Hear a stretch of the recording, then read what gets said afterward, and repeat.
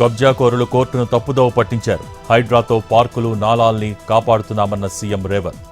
ప్రభుత్వ విచక్షణ అధికారాన్ని ఎవరూ లాక్కోలేరని స్పష్టం.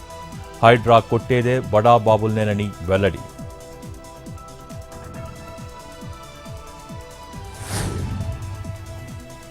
హైడ్రా మంచిదని చాలా మంది ముందుకొచ్చారు. దానిపై పిటిషన్లు వేసేది బీజేపీ, బీఆర్ఎస్ నేతలే అన్న మంత్రి శ్రీధర్ బాబు. కబ్జాదారుల భూములు కాపాడాలి అనుకుంటున్నారా అంటూ ఫైర్.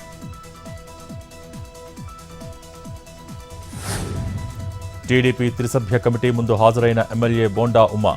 అంబడితో కలిసి వేదిక పంచుకోవడంపై అధిష్టానం సీరియస్. బోండా ఉమా నుంచి వివరణ తీసుకుంటున్న పల్లా శ్రీనివాస్, నిమ్మల.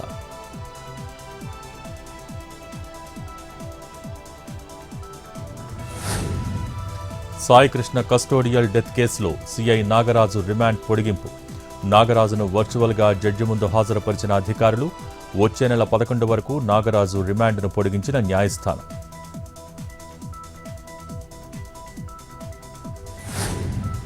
యూట్యూబర్ రావణ్ కస్టడీ పిటిషన్పై గన్నవరం కోర్టులో విచారణ. 15 రోజుల కస్టడీ కోరుతూ పోలీసుల పిటిషన్. రావణ్ తరఫున వాదనలు వినిపించిన పొన్నవోలు సుధాకర్ రెడ్డి. తదుపరి విచారణ వచ్చే నెల 3కి వాయిదా.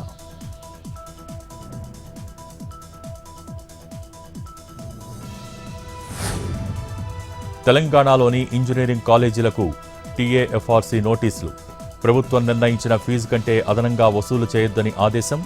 నిబంధనలకు విరుద్ధంగా ఫీజులు వసూలు చేస్తే చట్టపరమైన చర్యలు తప్పవంటూ హెచ్చరిక.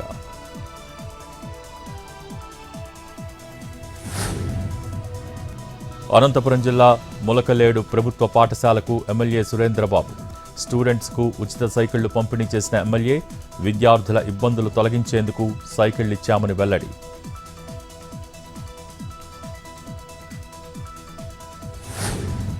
సిద్దిపేట జిల్లా అక్కన్నపేటలోని రైతు వేదిక ఎదుట బీజేపీ నిరసన. ఎల్నినోతో నష్టపోతున్న రైతులకు ప్రభుత్వం ఆదుకోవాలని డిమాండ్. సబ్సిడీపై విత్తనాలు అందజేయాలన్న బీజేపీ నేతలు.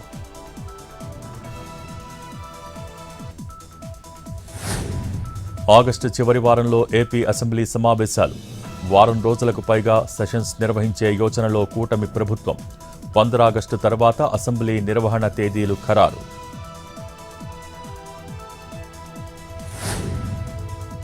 ఉత్తరప్రదేశ్లోని బులంద్షహర్లో ఘోరం.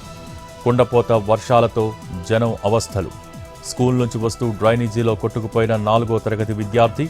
రెస్క్యూ ఆపరేషన్ చేపట్టిన అధికారులు.